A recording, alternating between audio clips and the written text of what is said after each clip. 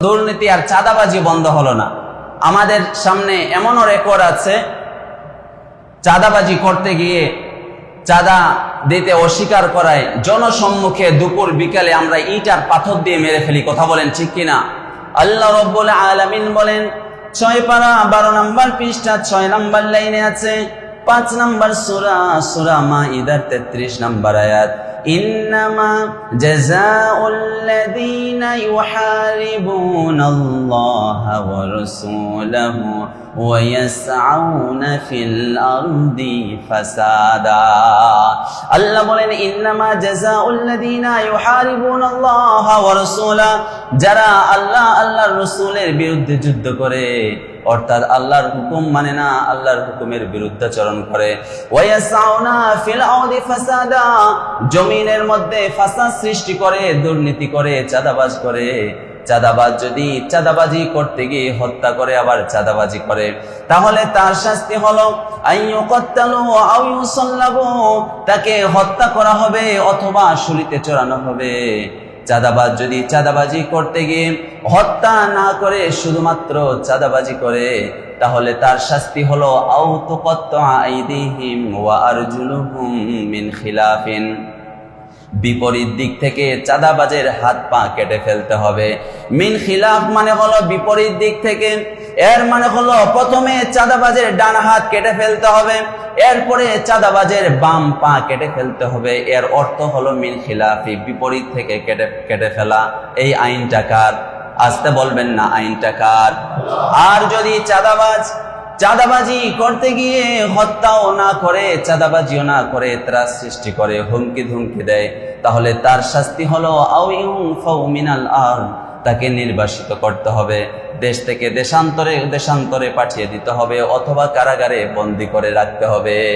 এই আইনটা কার? সবাই বলেন, আসতে বলবেন না, আইনটা কার? একটা চাঁদাবাজকে যদি, একটা দুর্নীতিবাজকে যদি দৃষ্টান্তমূলক শাস্তি দেওয়া হয়, তাহলেই চাঁদাবাজি বন্ধ হয়ে যাবে। কথা বলেন ঠিক কিনা? এজন্য ইসলামী অর্থনীতিতে ফাইন্যান্স মিনিস্টার, যে অর্থমন্ত্রী আছে, তার ভূমিকা হলো ওয়ালা তাসাউ ফিল আরদি মুফসিদিন, যে অর্থনীতিতে তারা যেন ফাসাদ সৃষ্টি না করে, দুর্নীতি না করে, এটা প্রতিরোধ করতে হবে। তাহলে ফাইন্যান্স মিনিস্টারের ভূমিকা হলো বাজেট প্রণয়ন করা, আমানতদারির সাথে বুঝিয়ে দেওয়া, আর্থিক নীতি ঠিক রাখা, মুদ্রাস্ফীতি এটা নিয়ন্ত্রণে রাখা, আর অর্থনৈতিক দুর্নীতি এটা প্রতিরোধ করা। মাশাআল্লাহ বলেন। আলোচ্য বিষয় হলো ইসলামিক ইকোনমিক্স, আল ইকতিসাদুল ইসলামিয়্যু, ইসলামী অর্থনীতি। এই বিষয়টিকে সামনে রেখে আমরা শুরুতে ভূমিকা শুনব, শেষে উপসংহার শুনব, মাঝখানে 3টি পয়েন্টে কথা শুনব। 1 নম্বর কথা, ইসলামী অর্থনীতির মূলনীতি। 2 নম্বর কথা, ইসলামী অর্থনীতিতে সরকারের ভূমিকা। 3 নম্বর কথা, ইসলামী অর্থনীতিতে অর্থমন্ত্রীর ভূমিকা। মাশাআল্লাহ বলেন। অর্থনীতি কাকে বলে? ইলমে ফিকহ, ইসলামী আইনশাস্ত্রের বিখ্যাত কিতাব আল বাদাই ও সনায়ে, তাছাড়া হেদায়া গ্রন্থের মধ্যেও পারিভাষিক অর্থটি এনেছেন। অর্থনীতি বলা হয় আল ইকতিসাদুল ইসলামিয়্যু হুয়া ইলমুন ইয়াদরুসু ইস্তিখদামা আল মাওয়ারিদি আল মাহদুদাতি বিতরিকাতিন শারঈয়াতিন বিতাহকিকিল ফালাহি ফিদ দুনিয়া ওয়াল আখিরা। Islamic economics is the science of using limited resources in a Sharia compliant way to achieve well-being in this world and the hereafter. ইসলামী অর্থনীতি বলা হয় এমন বিজ্ঞানকে যেখানে সীমিত সম্পদ ব্যবহার করে দুনিয়া ও আখিরাতের কল্যাণ অর্জন করা হয়। অর্থনীতির উন্নতি সব কিছুর মূল হলো ব্যবসা, পক্ষান্তরে অর্থনীতির অবনতি সব কিছুর মূল হলো সুদ। এজন্য আল্লাহ তাআলা সুদকে হারাম করেছেন আর বেচা বিক্রি ব্যবসাকে হালাল করেছেন। আল্লাহ রাব্বুল আলামিন বলেন, 3 পারা 6 নম্বর পৃষ্ঠা 3 নম্বর লাইনে আছে, 2 নম্বর সূরাতুল বাকারা 275 নম্বর আয়াত, ওয়া আহাল্লাল্লাহুল বাই'a ওয়া হাররামার রিবা, Allah has permitted trade and Allah has forbidden interest. আল্লাহ তাআলা ব্যবসাকে, বেচা বিক্রিকে হালাল করেছেন, পক্ষান্তরে সুদকে আল্লাহ হারাম করেছেন। 1 নাম্বার কথা, ইসলামী অর্থনীতির অনেকগুলো মূলনীতি আছে, তার মধ্যে আমি আজকে 5টি মূলনীতি পেশ করব। Number 1, ownership and guardianship. Number 2, honesty and trustworthy. Number 3, mandatory charity and voluntary charity. Number 4, earning and labor. Number 5, usury and business. Principal number 1, 1 নম্বর মূলনীতি হলো সম্পদের মালিকানা ও তত্ত্বাবধায়ক এটা জানা ও বোঝা। অনারশিপ অ্যান্ড গার্ডিয়ানশিপ, সব কিছুর মালিক, সব কিছুর মালিকানা একজনের। সবাই আওয়াজ করে বলেন তো তিনি কে? আল্লাহ রাব্বুল আলামিন বলেন 3 পারা 8 নম্বর পৃষ্ঠা 4 নম্বর লাইনে আছে, 2 নম্বর সূরা সূরাতুল বাকারার 284 নম্বর আয়াত, লিল্লাহি মা ফিস সামাওয়াতি ওয়া মা ফিল আরদ। আকাশ মণ্ডলে যা কিছু আছে, পৃথিবীতে যা কিছু আছে, সব কিছু একজনের। আওয়াজ করে বলেন তিনি কে? সব কিছুর মালিক আল্লাহ। তাহলে সব কিছুর মালিকানা আল্লাহর। অর্থ সম্পদ, অর্থ করি যাতে করে সবার পাতে পৌঁছে যায়, এজন্য আল্লাহ তাআলা ইসলামী অর্থনীতির ব্যবস্থা করলেন। পড়েন সুবহানাল্লাহ। আল্লাহ রাব্বুল আলামিন বলেন 28 পারা 5 নম্বর পৃষ্ঠা 7 নম্বর লাইনে আছে, 59 নম্বর সূরা, সূরা হাশরের 7 নম্বর আয়াত, কাইলা ইয়াকুনা দুলাতান বাইনাল আগনিয়াই মিনকুম, যাতে করে ধন সম্পদ, অর্থ করি তোমাদের মধ্যকার বিত্তবানদের মধ্যেই সীমাবদ্ধ, আবর্তন না করে, আবর্তিত না থাকে। এজন্য আল্লাহ তাআলা অর্থনীতির ব্যবস্থা করেছেন। পড়েন সুবহানাল্লাহ। মালিকানা আর তত্ত্বাবধায়ক, আমরা সিরিফ তত্ত্বাবধায়ক, কিন্তু সবকিছুর মালিকানা একজনের। আওয়াজ করে বলেন তো তিনি কে? 1 নম্বর মূলনীতি এটা জানতে হবে। 2 নম্বর মূলনীতি, ইসলামী অর্থনীতিতে যাকাত ও সদকার ভূমিকা। Mandatory charity and voluntary charity. একটা হলো বাধ্যতামূলক দান, আর একটা হচ্ছে ঐচ্ছিক দান। বাধ্যতামূলক দান হলো যাকাত, আর ঐচ্ছিক দান হলো সদাকা। যিনি প্রেসিডেন্ট হবেন, রাষ্ট্রপ্রধান, তার দায়িত্ব হলো যাকাত বাধ্যতামূলক উত্তোলন করা আর সদকার জন্য উৎসাহিত করা। আল্লাহ রাব্বুল আলামিন বলেন 17 পারা 16 নম্বর পৃষ্ঠা 7 নম্বর লাইনে আছে, 22 নম্বর সূরা, সূরা হজের 41 নম্বর আয়াত, আল্লাযীনা ইম্মাক্কান্নাহুম ফিল আরদি আকামুস সালাতা ওয়া আতাউয যাকাতা ওয়া আমারু বিল মা'রুফি ওয়া নাহাউ আনিল মুনকার ওয়ালিল্লাহি আকিবাতুল উমুর। জোরে পড়েন আল্লাহু আকবার। আল্লাহ বলেন আল্লাযীনা ইম্মাক্কান্নাহুম ফিল আরদ, তারা এমন যাদেরকে আমি আল্লাহ তাআলা এই পৃথিবীতে ক্ষমতা দান করি। যিনি প্রেসিডেন্ট হবেন, রাষ্ট্রপ্রধান হবেন, তিনি 4টি প্রথমত দায়িত্ব পালন করবেন। রাষ্ট্রপ্রধানদের 1 নাম্বার দায়িত্ব হলো আকামুস সালাহ, নামাজ কায়েম করা, নামাজের আইন বাধ্যতামূলক চালু করা। রাষ্ট্রপ্রধানদের 2 নাম্বার দায়িত্ব হলো আকামুস সালাহ ওয়া আতাউয যাকাত, যাকাত আদায় করা, সবার কাছে বাধ্যতামূলক যাকাত এটা উত্তোলন করবে, তাহলে অর্থনীতির উন্নতি ঘটবে। 3 নাম্বার রাষ্ট্রপ্রধানের দায়িত্ব হলো ওয়া আমারু বিল মা'রুফি, সৎ কাজের আদেশ দেওয়া। 4 নাম্বার দায়িত্ব হলো ওয়া নাহু আনিল মুনকার, অসৎ কাজের নিষেধ করা। এই 4টা দায়িত্ব হলো প্রথমত রাষ্ট্রপ্রধানের দায়িত্ব। তার মধ্যে একটা হলো ওয়া আতাউয যাকাত, যাকাত আদায় করা। সবার কাছে যাদের যাকাত ফরজ হয়েছে বাধ্যতামূলক যাকাত উত্তোলন করবে। ভাই, যাকাত ভিত্তিক রাষ্ট্র ব্যবস্থা শুভ পরিণতি, দেশ ধনী হওয়া। পক্ষান্তরে সুদ ভিত্তিক রাষ্ট্র ব্যবস্থা শেষ পরিণতি ভিক্ষা করা। কথা বলেন ঠিক কিনা? এজন্য ইসলামী অর্থনীতির একটা মূলনীতি হলো যাকাত ও সদকার ভূমিকা। যাকাত এটা বাধ্যতামূলক উত্তোলন করবে, আর সদকার জন্য উৎসাহিত করতে হবে। ইসলামী অর্থনীতির 3 নম্বর মূলনীতি হলো ইসলামী অর্থনীতিতে সততা ও বিশ্বস্ততা, অনেস্টি অ্যান্ড ট্রাস্টওয়ার্দিনেস, সততা আর বিশ্বস্ততা এটা একটা ইম্পর্টেন্ট প্রিন্সিপাল ইসলামী অর্থনীতিতে। সততা আর বিশ্বস্ততার যেটা আবশ্যকীয় জিনিস হচ্ছে বেচা কেনা। বেচা কেনার মধ্যে সততা আর বিশ্বস্ততা বিশেষ করে এখানে জরুরি বেশি।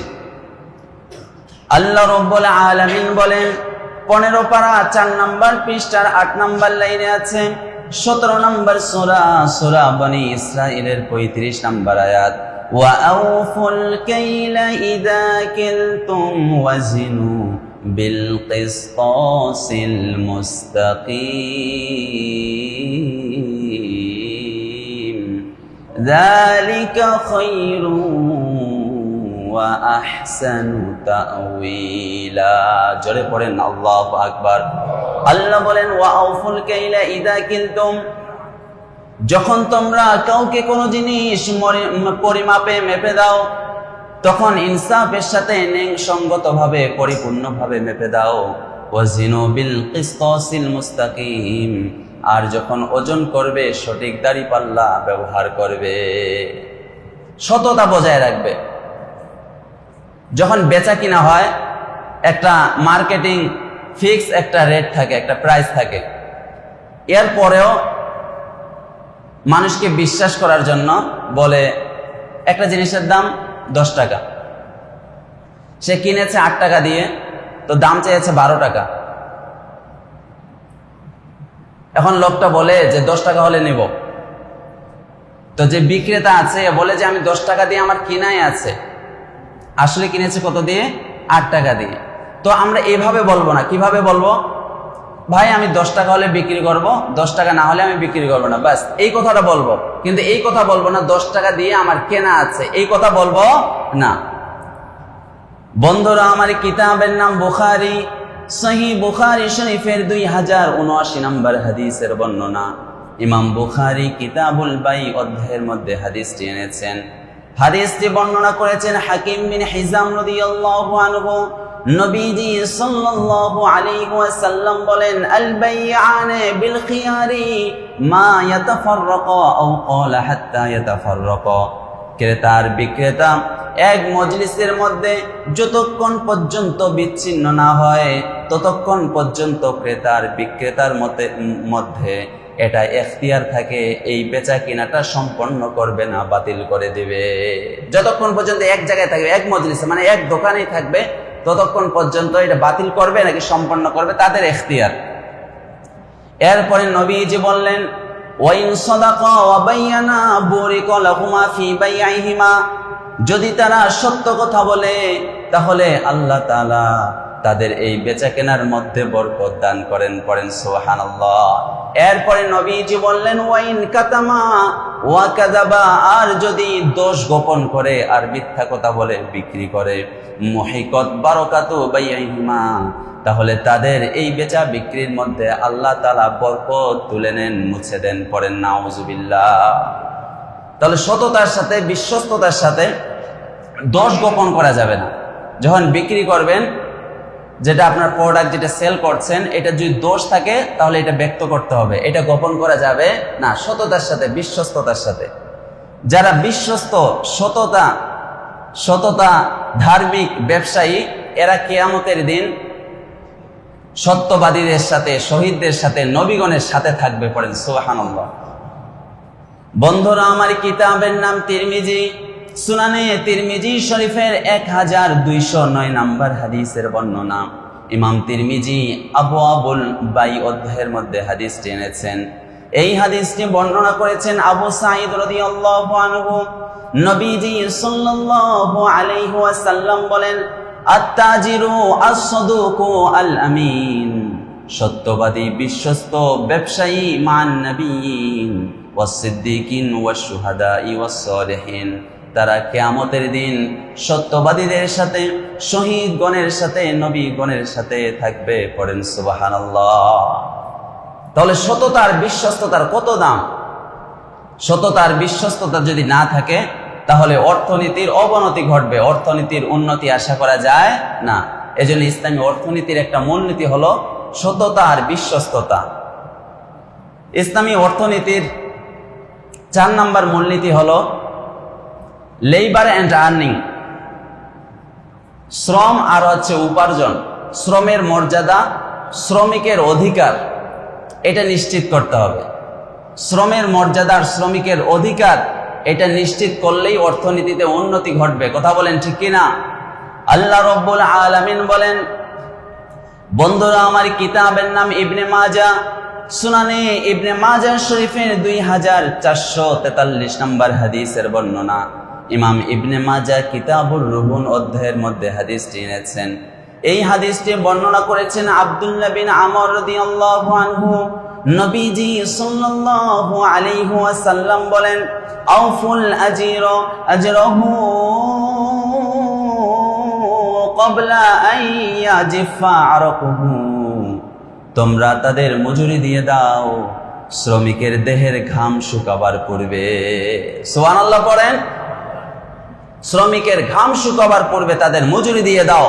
একমাত্র পৃথিবীতে নবীজি সাল্লাল্লাহু আলাইহি ওয়াসাল্লাম শ্রমের মর্যাদা আর শ্রমিকের অধিকার নিশ্চিত করেছেন। কথা বলেন ঠিক কিনা?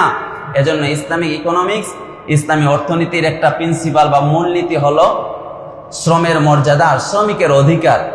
শ্রমের মর্যাদা, শ্রমিকের অধিকার নিশ্চিত করলেই অর্থনীতিতে উন্নতি ঘটবে। ইসলামী অর্থনীতির 5 নম্বর মূলনীতি হলো ইসলামী অর্থনীতিতে সুদ এটা সম্পূর্ণরূপে কমপ্লিটলি এটাকে নোট করা হয়েছে, নিষিদ্ধকরণ। ইউসুরি অ্যান্ড বিজনেস, সুদ আর ব্যবসা এটা একটা আরেকটা সাংঘর্ষিক। অর্থনীতির উন্নতি সব কিছুর মূল হলো ব্যবসা, বেচা কেনা, আর অর্থনীতির অবনতি সব কিছুর মূল হলো সুদ, ইন্টারেস্ট, ইউসুরি। আল্লাহ রাব্বুল আলামিন এই ব্যবসাকে হালাল করেছেন আর সুদকে কি করেছেন? সবাই বলেন তো, সুদকে কি করেছেন? হারাম করেছেন। আল্লাহ রাব্বুল আলামিন বলেন 3 পারা 6 নম্বর পৃষ্ঠা 3 নম্বর লাইনে আছে, 2 নম্বর সূরা সূরাতুল বাকারার 275 নম্বর আয়াত, ওয়া আহাল্লাল্লাহুল বাইআ ওয়া হারামাল রিবা। আল্লাহ তাআলা সুদকে হারাম করেছেন আর ব্যবসাকে হালাল করেছেন। ব্যবসা, রিজিক, আমরা যে রিজিক খাই, রিজিক আমরা সবকিছু তো রিজিক, চোখে যা দেখি সবগুলোই আল্লাহ তাআলা নিয়ামত। কিন্তু এই রিজিক আর নিয়ামত 10 ভাগের 9 ভাগ আসে ব্যবসা থেকে। সুবহানাল্লাহ পড়েন। কিন্তু এই ব্যবসার উন্নতি, এটা সুদ আপনাকে ধ্বংস করে দেবে। তাহলে যারা সুদের উপরে টাকা দিয়েছেন, ফর এক্সাম্পল আপনি 1 লক্ষ টাকা সুদের উপরে দিয়েছেন, তাহলে বছরে কত টাকা নেবেন? কত টাকা? এদিকে কত? আমার জানা আছে 20,000 টাকা। বছরে 1 লক্ষ টাকা দিলে বছরের পরে কত টাকা দিতে হবে? 20,000 টাকা। আল্লাহ বলেছেন তোমার পুঁজিটা 1 লাখ টাকা, এটা তোমারই থাকবে, আর ওই যে সুদ বা ইন্টারেস্ট, ওইটা যে 20,000 টাকা, এটাকে ছেড়ে দাও, না হলে জাহান্নামের শাস্তি আছে। আল্লাহ রাব্বুল আলামিন বলেন 3 পারা 6 নম্বর পৃষ্ঠা 9 নম্বর লাইনে আছে, 2 নম্বর সূরা সূরাতুল বাকারার 278-79 নম্বর আয়াত, ইয়া আইয়ুহাল্লাযীনা আমানুত্তাকুল্লাহা ওয়া যারু মা বাকিয়া মিনার রিবা ইন কুনতুম মুমিনিন। আল্লাহ বলেন, হে ঈমানদারেরা, তোমরা যদি প্রকৃত মুমিন হয়ে থাকো তাহলে সুদের যে অবশিষ্ট অংশ আছে, লাখে ওই যে 20,000 টাকার চুক্তি করেছেন, নির্ধারিত করেছেন, এই 20,000 টাকা ছেড়ে দাও। যেটা সুদ নির্ধারিত করেছেন এটা ছেড়ে দাও। এই কথাটা কার? আস্তে বলবেন না, কথাটা কার? আল্লাহ বলেন ফা ইল্লাম তাফআলু, আর যদি ওই লাখে 20,000 টাকা সুদ 20,000 টাকা না ছেড়ে দাও, ফা ইল্লাম তাফআলু, তাহলে তোমাদের জন্য একটা অ্যানাউন্স হলো, ফাদানু বিহারবিম মিনাল্লাহি ওয়া রাসূলি, আল্লাহ আর আল্লাহর রাসূলের তরফ থেকে যুদ্ধের ঘোষণা নিয়ে নাও। যুদ্ধের ঘোষণা মানে জাহান্নামের শাস্তির কথা তোমরা ঘোষণা শুনে নাও। আর আল্লাহ বলেন ওয়া ইন তুবতুম, যদি সুদ থেকে ফিরে আসো, লাখে 20,000 করে তোমরা সুদ খাও, সুদখোরের নাম থেকে তোমাদের নামটা কাটার জন্য যদি তওবা করো, ওয়া ইন তুবতুম, যদি তওবা করো সুদ থেকে, ফালাকুম রুউসু আমওয়ালিকুম, ওই যে আপনার মূলধন মূল পুঁজি 1 লক্ষ টাকা, এই 1 লক্ষ টাকা আপনার ওই থেকে যাবে, মূল পুঁজিটা আপনার জন্য থেকে যাবে। এরপরে আল্লাহ বলেন লা তাজলিমুনা, সুদ খেয়ে সুদখোর হয়ে গরিব দুঃখীর উপরে জুলুম করো না, ওয়ালা তুজলামুন, তাহলে তোমরা যদি সুদখোরের নাম থেকে কাটা দাও তাহলে তোমাদের উপরও জুলুম করা হবে না, অর্থাৎ তোমাদেরকেও জাহান্নামের শাস্তি ভোগ করতে হবে না। এজন্য আমরা কি সুদের সাথে থাকবো নাকি? সুদের সাথে থাকবো? সুদটা যেটা অবশিষ্ট অংশ আছে এটা ছেড়ে দেব। ধরেন যে আপনি 5 লক্ষ টাকা সুদের উপরে লাগিয়েছেন, তাহলে বছরে আপনি 1 লক্ষ টাকা পাবেন, তাহলে ওই 1 লক্ষ টাকা এটা ছেড়ে দেবেন, কিন্তু আপনার যে ওই 5 লক্ষ টাকা আছে এটা আপনার ওই থেকে যাবে। সুবহানাল্লাহ পড়েন। এজন্য ইসলামী অর্থনীতিতে ধ্বংসের কারণ হলো সুদ, এজন্য ইসলামী অর্থনীতিতে সুদ এটা সম্পূর্ণরূপে নিষিদ্ধকরণ করা হয়েছে। সুবহানাল্লাহ পড়েন। 2 নম্বর কথা, ইসলামী অর্থনীতিতে গভর্নমেন্টের ভূমিকা কি? ইসলামী অর্থনীতিতে সরকারের ভূমিকা, অনেকগুলো ভূমিকা আছে। তার মধ্যে আমাদেরকে বুঝতে হবে যে সরকার অন্য দেশের সাথে সুদ ভিত্তিক লেনদেন করেন, এরপরে পাবলিকের যে ট্যাক্স বা করের টাকা আছে এগুলো দিয়ে পরিশোধ করা হয়, এতে পাবলিকের কোনো গুনাহ হবে না, এই গুনাহ হবে সরকারের। তবে বিকল্প পদ্ধতি সরকার অবলম্বন করতে পারে। বিকল্প পদ্ধতি অনেকগুলো আছে, তার মধ্যে আমি 2টি পেশ করছি। একটা হলো কর্জে হাসানা, আর একটা হলো আল মুশারাকা। কর্জে হাসানা মানে হলো good loan, interest free loan, আর মুশারাকা মানে হলো পার্টনারশিপ। 1 নাম্বার হলো কর্জে হাসানা, ইন্টারেস্ট ফ্রি লোন, নিঃশর্ত ঋণ, সুদবিহীন ঋণ। এটা কিভাবে? অন্য দেশ থেকে কর্জে হাসানা নেবে, 100 কোটি টাকা নিয়েছে, কিন্তু যদি আপনি সুদ দিতে চান, সুদ যদি দিতে চান এখানে 10 কোটি টাকা, তাহলে যেগুলো আপনি উপার্জন করেছেন, যেগুলো লাভ হয়েছে, এগুলো তো সুদ দিতেই চলে যাবে, তাহলে দেশ আর ধনী হবে না। এজন্য কর্জে হাসানা, সুদ মুক্ত ঋণ নিতে হবে। আল্লাহ রাব্বুল আলামিন বলেন 2 পারা 19 নম্বর পৃষ্ঠা 4 নম্বর লাইনে আছে, 2 নম্বর সূরা সূরাতুল বাকারার 245 নম্বর আয়াত, মান যাল্লাযী ইউকরিদুল্লাহা কারদান হাসানান ফায়ুদাইফাহু লাহু আদআফান কাসীরা ওয়াল্লাহু ইয়াকবিদু ওয়া ইয়াবসুতু ওয়া ইলাইহি তুরজাউন। জোরে পড়েন আল্লাহু আকবার। আল্লাহ বলেন মান যাল্লাযী ইয়াকরিদুল্লাহা কারদান হাসানা, যারা আল্লাহকে উত্তম ঋণ দিবে, এর মানে সুদ ছাড়া মানুষকে ঋণের টাকা দিবে কিন্তু সুদ নেবে না। ফায়ুদাইফাহু লাহু আদআফান কাসীরা, যে এই ঋণ দিল আল্লাহ তাআলা তার ধন সম্পদের মধ্যে, টাকার মধ্যে অনেকগুলো বরকত দান করবেন। পড়েন সুবহানাল্লাহ। কারণ সংকট, অভাব এটা আল্লাহ তাআলা সৃষ্টি করেন। আল্লাহু ইয়াকবিদু, সংকট এটা আল্লাহ সৃষ্টি করেন। ওয়া ইয়াবসুতু, আল্লাহ সচ্ছলতা দান করেন। ওয়া ইলাইহি তুরজাউন, এরপরে তোমাদেরকে একজনের কাছে ফিরিয়ে নেওয়া হবে। আওয়াজ করে বলেন তো তিনি কে? কর্জে হাসানা, সুদবিহীন ঋণ, এটা এখতিয়ার করতে পারে। আরেকটা হলো আল মুশারাকা, তাহলে সুদ ভিত্তিক লোনের চাইতে গভর্নমেন্ট এটা এই বিকল্প পদ্ধতি অবলম্বন করতে পারে, সেটা হলো আল মুশারাকা, মানে হলো পার্টনারশিপ, অংশীদারিত্ব বা যৌথ ব্যবসা। আল মুশারাকা কাকে বলে? এলমে ফিকহ, ইসলামী আইন শাস্ত্রের বিখ্যাত গ্রন্থ আল বাদাইউ সনায়ে, তাছাড়া হেদায়া গ্রন্থের মধ্যেও এই পারিভাষিক অর্থটি এনেছেন। আকদুল লিশারিকাইনি আও আকসারা ইয়াতাকাসামুনা ফিহি রিবহা আওয়াল খাসারাতা আলা কদরে রাসিল মালি। The partnership, a contract where partners share benefit and loss according to their capital contribution. মুশারাকা বা পার্টনারশিপ বলা হয় এমন চুক্তি যেখানে 2 বা ততোধিক অংশীদার লাভ ও ক্ষতি মূল পুঁজি মূলধনের অনুপাতে ভাগ করে নেয়। যদি অন্য কান্ট্রির সাথে যদি এটা চুক্তি করে, বিনিয়োগের যদি চুক্তি করে, তাহলে অন্যান্য দেশের বিনিয়োগকারীরা বাংলাদেশের কল্যাণকর প্রকল্পে তারা বিনিয়োগ করবে। এতে দেশের উন্নতি এবং অগ্রগতি হবে। কথা বলেন ঠিক কিনা? তাহলে সুদ ভিত্তিক লোন না নিয়ে বিকল্প পদ্ধতি কর্জে হাসানা, ইন্টারেস্ট ফ্রি লোন নিতে পারে। আরেকটা বিকল্প পদ্ধতি হচ্ছে আল মুশারাকা, পার্টনারশিপ, যৌথ ব্যবসা করতে পারে। তাহলেই দেশ ধনী হয়ে যাবে। ঠিক কিনা বলেন? 3 নম্বর কথা, ইসলামী অর্থনীতিতে ফাইন্যান্স মিনিস্টার, অর্থমন্ত্রীর ভূমিকা কি? অর্থমন্ত্রীর ভূমিকা অনেকগুলো আছে ইসলামী অর্থনীতিতে, তার মধ্যে আমি 2টি পেশ করছি। 1 নম্বর হলো budget formulation and trusteeship, budget প্রণয়ন করা, আমানতদারির সাথে বুঝিয়ে দেওয়া। বাজেট আনতে হবে যে এলাকার জন্য, এলাকায় আমানতদারির সাথে বুঝিয়ে দিতে হবে। আল্লাহ রাব্বুল আলামিন বলেন 5 পারা 6 নম্বর পৃষ্ঠা 6 নম্বর লাইনে আছে, 4 নম্বর সূরা, সূরা নিসার 58 নম্বর আয়াত, ইন্নাল্লাহা ইয়া'মুরুকুম আন তুওয়াদ্দুল আমানাতি ইলা আহলিহা ওয়া ইযা হাকামতুম বাইনান নাসি আন তাহকুমু বিল আদল। জোরে পড়েন সুবহানাল্লাহ। ইন্নাল্লাহা ইয়া'মুরুকুম আন তুওয়াদ্দুল আমানাতি ইলা আহলিহা, আল্লাহ তাআলা নির্দেশ দিয়েছেন আমানতগুলো হকদারের কাছে পৌঁছে দাও।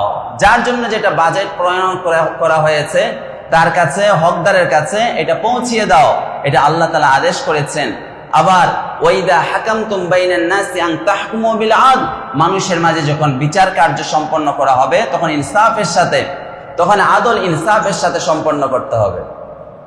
তাহলে 1 নম্বর ভূমিকা বাজেট প্রণয়ন করা এবং আমানতদারি। ফাইন্যান্স মিনিস্টারের 2 নম্বর ভূমিকা আর্থিক নীতি ঠিক রাখা, মুদ্রাস্ফীতি নিয়ন্ত্রণ রাখা, আর হচ্ছে অর্থনৈতিক দুর্নীতি প্রতিরোধ করা। আল্লাহ রাব্বুল আলামিন বলেন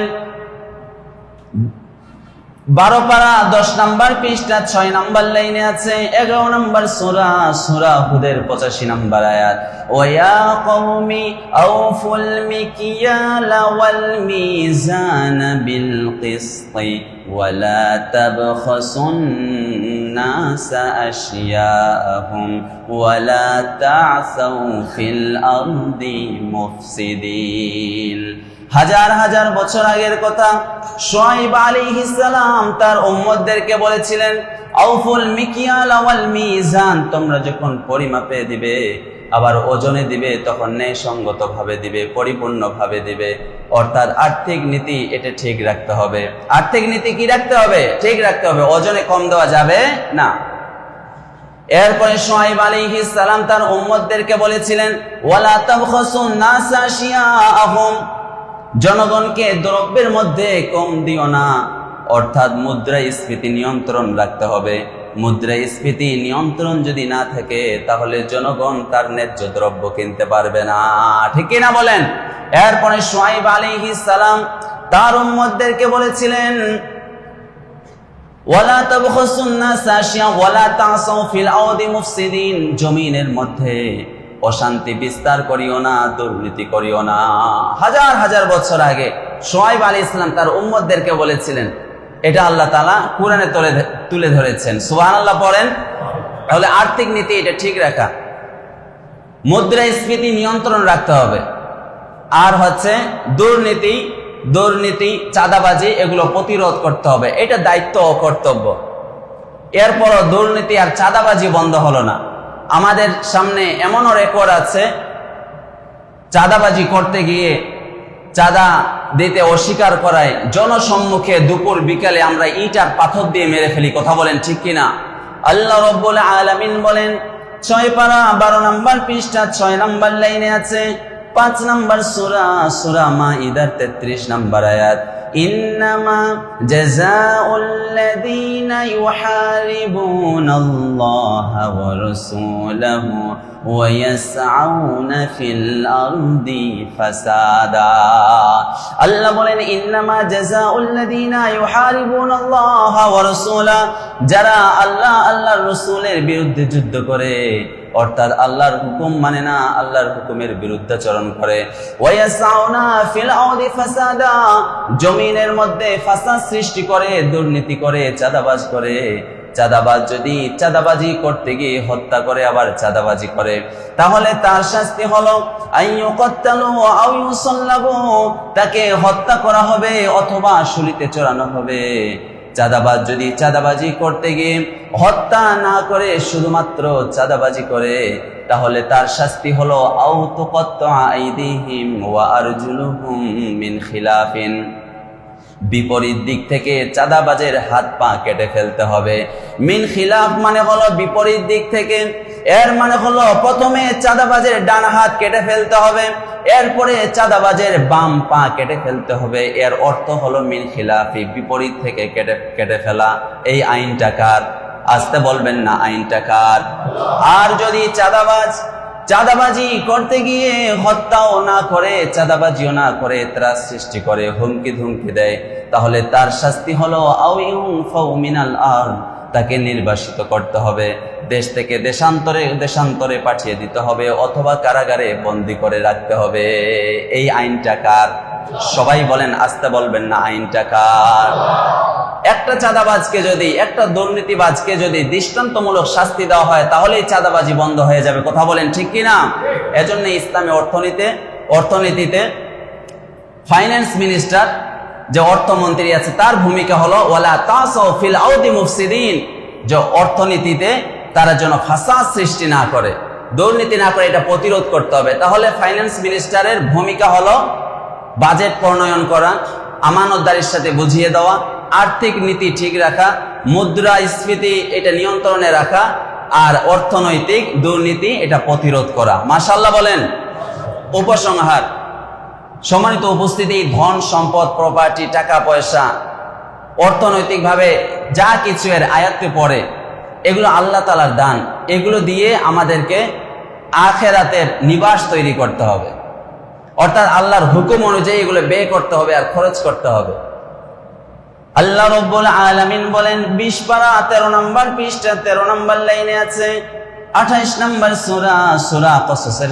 মা আতাকাল্লাহুদ দারুল আখিরাতা ওয়ালা তানসা নাসীবাকা মিনাদ দুনিয়া ওয়া আহসিন কামা আহসানাল্লাহু ইলাইকা ওয়ালা তাবগিল ফাসাদা ফিল আরদ ইন্নাল্লাহা লা ইউহিব্বুল মুফসিদিন জোরে পড়েন সুবহানাল্লাহ আল্লাহ বলেন ওয়াবতাগি ফিমা আতাকাল্লাহুদ দারুল আখিরা আল্লাহ তাআলা আপনাকে যে ধন সম্পদ দান করেছেন সেগুলো দিয়ে দারুল আখিরা আখিরাতের নিবাস লাভের চেষ্টা করো অর্থাৎ যেগুলো আপনাকে ধন সম্পদ দিয়েছে টাকা পয়সা দিয়েছে এগুলো দিয়ে আখিরাতের নিবাস লাভের চেষ্টা করতে হবে অর্থাৎ অর্থনৈতিক জনকল্যাণে খরচ করতে হবে অপচয় করা যাবে না এরপরে আল্লাহ বললেন ওয়াবতাগি ফিমা আতাকাল্লাহু দারুল আখিরা ওয়ালা তানসা নাসীবাকা মিনাদ দুনিয়া দুনিয়ার তোমার যে অংশ আছে হক আছে হিস্সা আছে এটাকে আবার ছেড়ে দিও না অগ্রাহ্য করিও না অর্থাৎ আপনার যেটা অধিকার আপনার যেটা অংশ আপনি যেটা পাবেন এটাকে ছেড়ে দেওয়া যাবে না এরপরে আল্লাহ বলেন ওয়া আহসিন কামা আহসানাল্লাহু ইলাইক আল্লাহ তোমার প্রতি যেমন দয়া করেছেন অনুগ্রহ করেছেন তেমনি তুমি মানুষের প্রতি তেমন অনুগ্রহ আর দয়া দেখাও আমরা একটা পদে বসলেই বলি যে আমি এটা করেছি আমি এটা করেছি আমি এটা করেছি এই কথা বলা যাবে না এটা তো সবাই মিলে করেছি এই কথা বলতে হবে অনেকেই আছে উপকার করার পরে খুঁটা দেয় মানে উল্লা দেয় সাধ্য মতো উপকার করবেন সাধ্য নাই উপকার করবেন না উপকার করে খুঁটা দেওয়া বা উল্লা দেওয়া দিনাজপুরে উল্লা বলে উপকার করে খুঁটা দিলে আর উল্লা দিলে এটা অনেক কষ্ট লাগে উপকার করে খুঁটা দিলে আর উল্লা দিলে দিনাজপুরে উল্লা বলে উল্লা শব্দটি বুঝতেছেন তো আপনারা ওই যে আমি তোমাকে এটা দিয়েছিলাম না ওই যে এটা করেছিলাম না, তোমাকে আমি এটা দিয়েছি, ওইটা দিয়েছি, এটাকে উল্লাহ বলে। আল্লাহ বলেন আহসিন কামা আহসানাল্লাহু ইলাইক, আল্লাহ তোমাকে যেমন সামর্থ্য দিয়েছে, যেমন দয়া করে, যেমন অনুগ্রহ করেছে, তুমি তেমন করো। কিন্তু এই কথা বলা যাবে না, আমি করেছি, আমি এটা করেছি, ওইটা দিয়েছি, এই করেছি, এই কথা বলা যাবে না। তাহলে উপকার করে খুঁটা দেওয়া যাবে না, উপকার করে উল্লাহ দেওয়া যাবে না। কারণ উপকার করে যদি আপনি খুঁটা দেন আর উল্লাহ দেন তাহলে অনেক কষ্ট লাগে। একজন আরেকজনের অনেক উপকার করেছে, তাকে পড়ালেখা শিখিয়েছে, উল্লাহ দিয়েছে, শেষে সে সুইসাইড করে মরে গিয়েছে। তার কথা হলো তুমি যে আমার উপকার করেছো, এই তোমার উপকারটা না নিয়ে তখনই তো আমার মরে যাওয়া উচিত ছিল। এজন্য বলেন ভাই, আমরা যদি উপকার করে থাকি খুঁটা আর উল্লাহ দিব না। সবাই বলেন এটা খুঁটা আর উল্লাহ দিব না। ইমাম শেখ সাদির বিখ্যাত গ্রন্থ গুলিস্তা, এটা অন্য কান্ট্রিতে ইংরেজি অনুবাদ করে পড়ানো হয়। গুলিস্তা এটা চ্যাপ্টার নাম্বার 8 এনেছেন, সূরা কসসের 77 নম্বর আয়াতটিও এনেছেন, আহসিন কামা আহসানাল্লাহু ইলাইক। এটা ফার্সি ভাষার কিতাব, আরব গুয়ত জুদ ওয়ালা তামনুল্লি আন্নাল ফায়দাতা ইলাইকা আইদা। এরপরে তিনি লিখেছেন প্রবাদ, দরখতে করমহার কুজা বিখিকর গুজস্তস ফলক সাপ অবালায়ু। এটা ফার্সি ভাষা। যখন আপনি দয়া অনুগ্রহ করবেন, কারো উপকার করবেন, এটার শাখা প্রশাখা এটা বাড়তে বাড়তে আসমান পর্যন্ত চলে যাবে। এটা থেকে যদি আপনি ফল খেতে চান, খেজুর খেতে চান, ফল খেতে চান, তাহলে গোড়াটা কেটে দিয়েন না, খুঁটা আর উল্লাহ দিয়ে গোড়াটা কেটে দিয়েন না। কথাটা বুঝলেন নাকি না বুঝলেন? আল্লাহ বলেন আহসিন কামা আহসানাল্লাহু ইলাইক, তোমাকে আল্লাহ তাআলা অর্থমন্ত্রীর দায়িত্বে রেখেছেন। তোমাকে আল্লাহ যেমন দয়া করেছেন, তোমাকে যে দায়িত্ব দিয়েছেন, তুমিও জনগণের প্রতি এই দায়িত্বটা পালন করো। ওয়ালা তাবগিল ফাসাদা ফিল আরদ, আর জমিনের মধ্যে দুর্নীতি করো না, চাঁদাবাজি করো না, ফাসাদ সৃষ্টি করো না। ইন্নাল্লাহা লা ইউহিব্বুল মুফসিদিন, যারা দুর্নীতি করে, চাঁদাবাজি করে, ফাসাদ সৃষ্টি করে, আল্লাহ তাআলা তাদেরকে ভালোবাসেন না। পড়েন নাউজুবিল্লাহ। তাহলে আল্লাহ তাআলা আমাদের যে ধন সম্পদ দিয়েছেন, অর্থ করে দিয়েছেন, এটা আল্লাহর বিধান মতে আমাদেরকে এটা ব্যয় করতে হবে। যারা অর্থনৈতিক সেক্টরের মধ্যে দায়িত্বে আছেন তাদের জন্য লেসন প্ল্যান হলো অর্থনীতিতে উৎপাদন, বন্টন, ব্যবহার। কয়টা জিনিস? 3টা। উৎপাদন আর কি? বন্টন, ব্যবহার। এই 3টা জিনিসের মধ্যে অনেস্টি অ্যান্ড ট্রাস্টওয়ার্দিনেস, সততা আর বিশ্বস্ততা, as-সিদকু ওয়াল আমানা, সততা আর বিশ্বস্ততা থাকতে হবে। নবী ইউসুফ আলাইহিস সালাম, হাজার হাজার বছর আগের কথা, ইয়াকুব আলাইহিস সালামের জামানায় মিশরের বাদশাকে বলেছিলেন, ইন্নী হাফিজুন আলিম, আমি হলাম ট্রাস্টওয়ার্দিনেস গার্ডিয়ান, আমি হলাম বিশ্বস্ত রক্ষক, আমাকে দায়িত্ব দেন, অর্থমন্ত্রীর দায়িত্বটা আমাকে দেন। তখন যদিও এগুলো পরিভাষা ছিল না, এখনকার পরিভাষা অনুযায়ী ইয়াকুব আলাইহিস সালামের জামানায় তখন অর্থমন্ত্রী ছিলেন নবী ইউসুফ আলাইহিস সালাম, আর নবীজি সাল্লাল্লাহু আলাইহি ওয়াসাল্লামের জামানায় অর্থমন্ত্রী ছিলেন এখনকার পরিভাষা অনুযায়ী বেলাল ইবনে রাবাহ রাদিয়াল্লাহু আনহু। তাহলে সম্মানিত উপস্থিতি, আজকে আমরা ইসলামিক অর্থনীতি নিয়ে আমরা কোরআন ও হাদিসের আলোকে কথা শুনেছি। তাহলে আপনারাই বিচার করে বলেন, সব কিছুর সমাধান এই কোরআন ও হাদিসে আছে না নাই? বলেন। তাহলে ও ইসলামী অর্থনীতি, ইসলামী ইকতিসাদ হয় রাহে নাজাত, रब की रहमत से, हलाल रुजी से अमर फलाहात। इस्लामी इकतिसाद, इस्लामिक इकोनॉमिक्स এটা মুক্তির পথ দেখায়। হালাল রুজিতেই আল্লাহ তাআলা বরকত দান করেন। এজন্য আমরা যেন হালাল রুজি, এটা হচ্ছে অর্থনৈতিক, মানে এখানে যে একটা জান্নাতে যাওয়ার পথ, এটা অর্থনীতির একটা ইম্পর্টেন্ট বিষয় হলো যে যেন রাহে নাজাত হয়, মুক্তির পথ হয়, যেন আমরা জান্নাতের দিকে এটা অগ্রসর হওয়া যায়। এই ব্যবসা বাণিজ্য, বেচা কিনা, এটা দিয়েই তো আমাদের দুনিয়া। বিশেষ করে বেচা কিনা, এটা দিয়েই তো আমাদের দুনিয়া, তাই না? আমরা যেখানে বসে আছি, যা কিছু দেখছি, সবগুলোই তো বেচা কিনার মাধ্যমেই এখানে এত পরিপাটি হয়ে আছে, ঠিক কিনা বলেন? তাহলে আজকে আমরা অর্থনীতি খুতবার আলোচ্য বিষয়ে প্রথমে ভূমিকা শুনেছি, শেষে উপসংহার শুনেছি। আমরা 3টা পয়েন্টে কথা শুনেছি। ইসলামী অর্থনীতির মূলনীতি, গভর্নমেন্টের ভূমিকা, ফাইন্যান্স মিনিস্টারের ভূমিকা আমরা কোরআন ও হাদিসের আলোকে শুনেছি। সব শেষে এটাই সাবিত হয় যে ইসলামী অর্থনীতি কোরআন ও হাদিসের আলোকে যত ব্যবস্থাপনা আছে এগুলো সবগুলো হলো সুন্দর। কথা বলেন ঠিক কিনা? সবাই মাশাআল্লাহ বলেন। আল্লাহ তাআলা বুঝার ও আমল করার তৌফিক দান করেন, আমিন। ওয়া আখিরু দাওয়ানা আনিল হামদুলিল্লাহি রাব্বিল আলামিন। আসসালামু আলাইকুম ওয়া রাহমাতুল্লাহি ওয়া বারাকাতুহু।